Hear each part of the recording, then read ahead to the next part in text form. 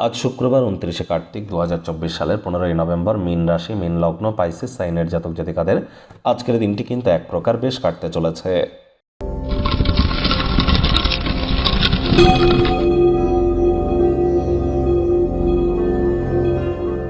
ভিডিওটির শুরুতেই আপনাদের সকলকে বিরসা মুন্ডার জন্মজয়ন্তী এবং গুরু নানকের জন্মজয়ন্তী সম্পর্কে জানাই হার্দিক শুভেচ্ছা ও অভিনন্দন।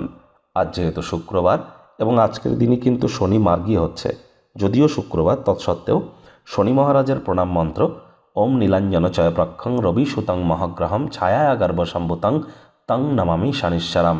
এটি আপনারা সন্ধেবেলার সময় 108 বার জপ করুন না, অত্যন্ত উপকৃত হবেন। বাসি খাদ্য খাবার আজ যেন ভুলেও খাবেন না।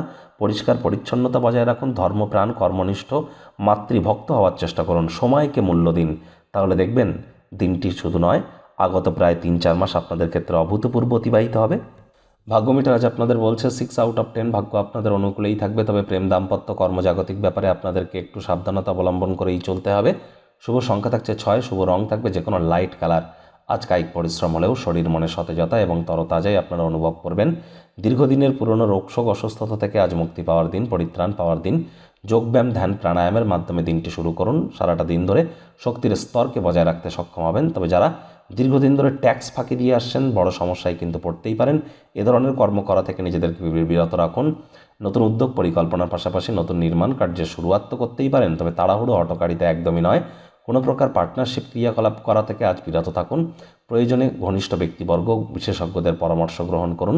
চাকরিজীবী যারা আছেন, অফিসে কম কথা বলে কাজ বেশি করুন। মনের থেকে মস্তিষ্ককে বেশি দাম দিন। কোনো প্রকার অফিস পলিটিক্স বা গসিপিংয়ের অংশ যেন হবেন না। বসের কিন্তু নজরে পড়ে যেতে পারেন। রাজনীতিবিদ যারা আছেন, জনসংযোগ বৃদ্ধি করুন। কঠোর কায়িক পরিশ্রমের কোনো বিকল্পই কিন্তু নেই। শিক্ষার্থী বিদ্যার্থীদের পড়াশোনায় মনোযোগ আরও বৃদ্ধি করতে হবে। উচ্চশিক্ষার জন্য যারা বিদেশ যাত্রার কথা ভাবছিলেন, ভাগ্যদেবীও আজ আপনাদের পক্ষে নেই। সন্তান সন্ততি থেকে থাকলে তাদের দিকে কঠোর সজাগ দৃষ্টি বজায় রাখুন। অসৎ সঙ্গে কিন্তু চলেই যেতে পারে। চোখে চোখ রেখে খুব ইজিলি মিথ্যে কথা বলে দিতে পারে। নেশা ভাঙের প্রতি আকৃষ্ট হতে পারে। শরীর স্বাস্থ্যের অবনতি হতে পারে। প্রেমিক প্রেমিকা, স্বামী স্ত্রী রূঢ় বাক্যের প্রয়োগ, অশ্লীল ব্যবহার যেন করবেন না। তৃতীয় কোনো ব্যক্তিকে ভুলেও সম্পর্কের মধ্যে যেন প্রবেশ করতে দেবেন না। সম্পর্কের দুর্বলতা কিন্তু আর বেড়ে যেতে পারে। শত্রুপক্ষ, বিরোধী পক্ষ আজ কিন্তু খুব একটি শক্তিশালী থাকছে না।